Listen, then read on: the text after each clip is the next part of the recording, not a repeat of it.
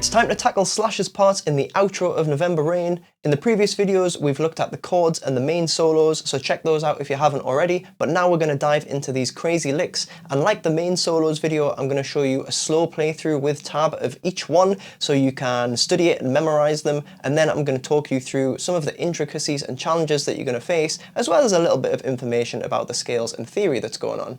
Regarding the sound, I'm using the same setup that I described in the main solos video, so you can refer back to that. The only difference is I'm now using the bridge pickup rather than the neck pickup for a bit of extra bite.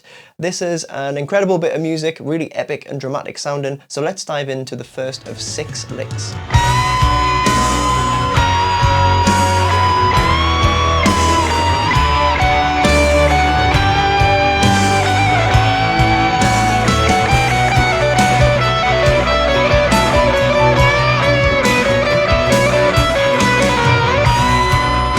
So like the rest of the song and most Guns N' Roses stuff, we're in E flat tuning and we're in the key of C minor. So we're going to be using a few different patterns from the C natural minor scale, but also a little bit of harmonic minor for that tense classical edge to the sound.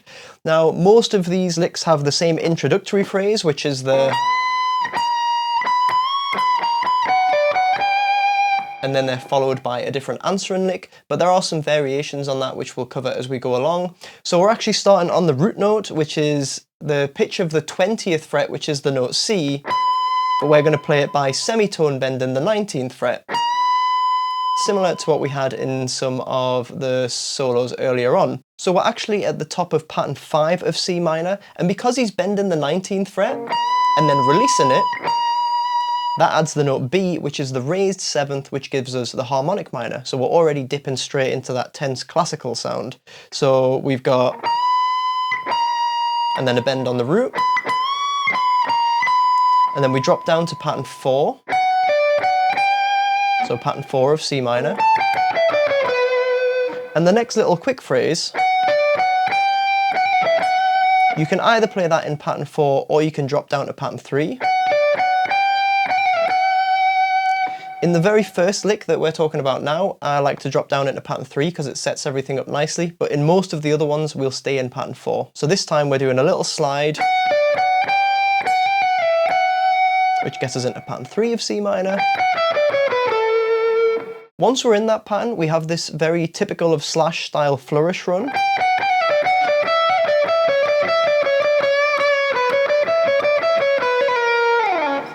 It's similar to what we saw in the main solos earlier, possibly a little bit faster and a few more notes. So there is a technical aspect, but the technique isn't really that difficult. It's just a simple scale with some hammer-ons and pull-offs. And I'll echo what I said earlier, the main challenge here is making sure you know the part well enough. So try and get to the point where you can sing it slowly to yourself in your head before you actually play it on guitar, and that'll get you over most of the hurdles. There are a couple of technical things, like, again, you've got to watch out for the thirds jumps. So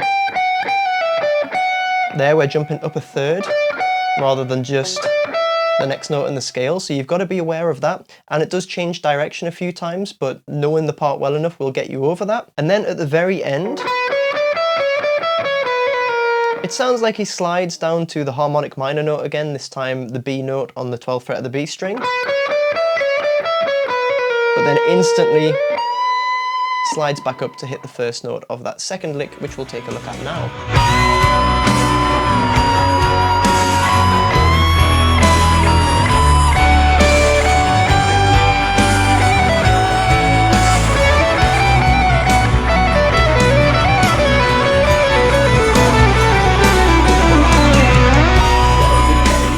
So for this lick, we start the same way,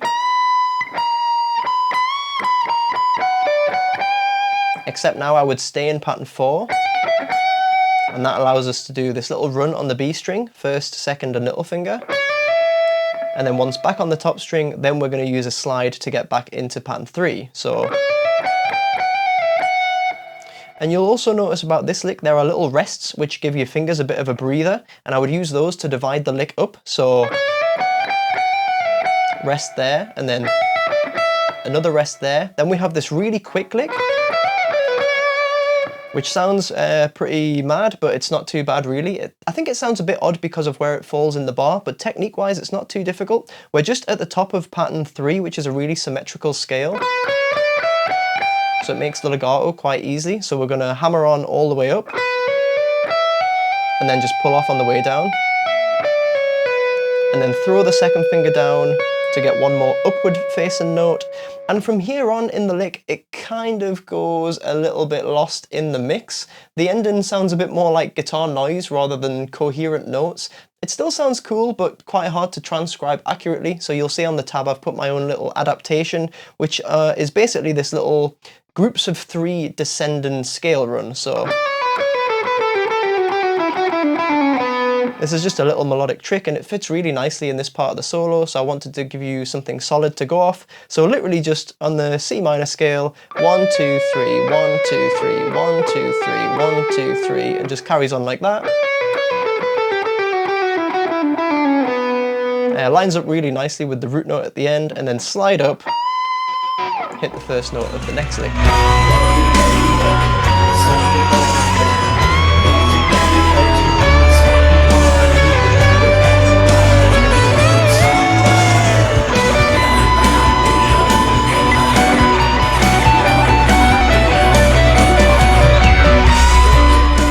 For lick 3, we have a little bit of a deviation from the norm. So the very start is the same, but from this point onwards, we're going to stay in pattern 5, but we're going to jump to the G string. And we have all these different bends going on. Now to get to the G string, I'm doing 3rd finger, 2nd finger, then wrapping 1st finger over to do that semitone bend with 1st finger.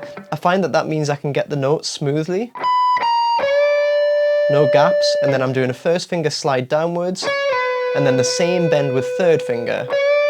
So just that semitone bend again. After this, 3rd finger is actually going to play the 3rd degree of the scale, which is now on the 20th fret on the G string, and you're going to do a tone bend, and then release the bend, and then a tone and a half bend. So, bit of Dave Gilmour coming through there. Following this, we need to get back to the top string, and I'm doing this with 1st finger, 3rd finger on G, and then little finger grabbing the top string. It's possibly hard to see because I've got it tucked under my 3rd finger, but that's 1st, 3rd, little finger on the 20th fret there. And then for the end of the lick, we have a little bit more harmonic minor. So where we've got the little finger up on the 20th fret, we're bouncing off 1st finger on the 15th fret, but we're throwing in the 19th fret, which is the note B, the harmonic minor note. And from there onwards, we're back down into pattern 4 for another run, with quite an easy ending. The last few notes, he's just going between 1st and 2nd finger there, and then back up for the start of the next lick.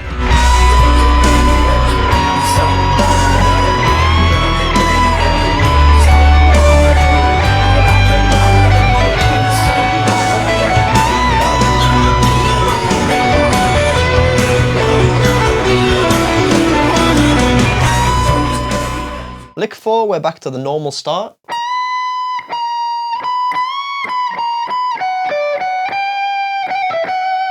So down into pattern 4, and then we're going to do some big bends right at the top of pattern 4. So bend, release, then bend again. Then we've got this little, which is just descending a C minor arpeggio. And then we're finishing it off with a little bit of muted pentatonic. So just normal C minor pentatonic scale here. The very end, that's another bit that sort of get lost in the mix. This bit, I think, is correct, and then the final 3 notes, I've just opted to resolve on the root note, and then we can jump back up for the start of the next lick.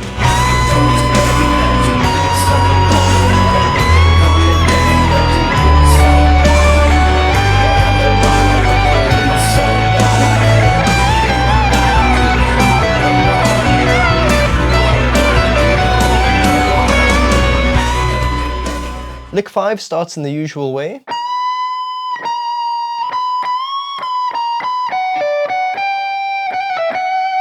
And we're going to do 2 big bends, similar to like we had in the last lick, but this time it's going to be with 2nd finger. Then we have a little finger hammer on and pull off. After that, we've got a little rest on the 15th fret, so it breaks the lick up, similar to what we had in the 2nd lick. So, And then we have another little flourish. Now after this bend, we're releasing the bend with third finger. Rather than play the next note with first finger, I would actually bring the third finger down, so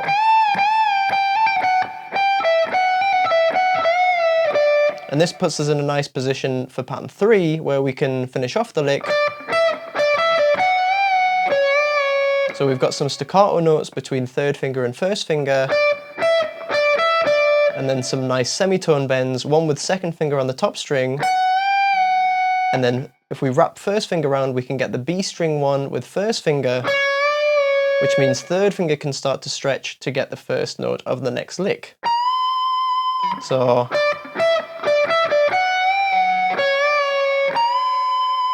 I found that to be a really smooth way of finishing that lick off.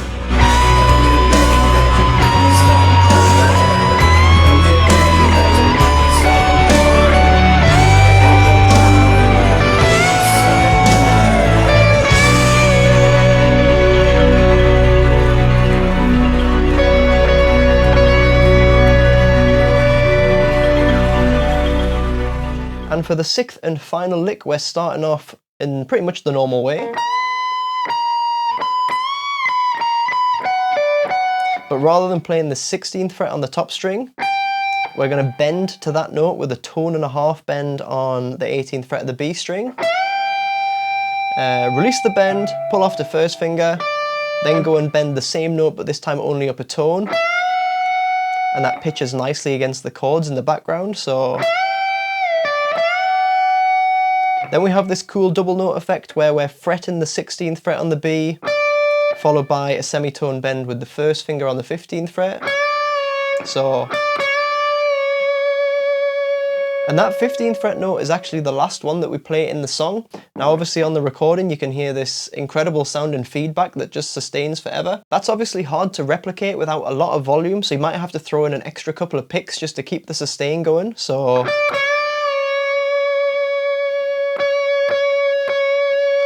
and then eventually just raise it up a semitone, and that'll resolve nicely on the minor third, which rounds off the song.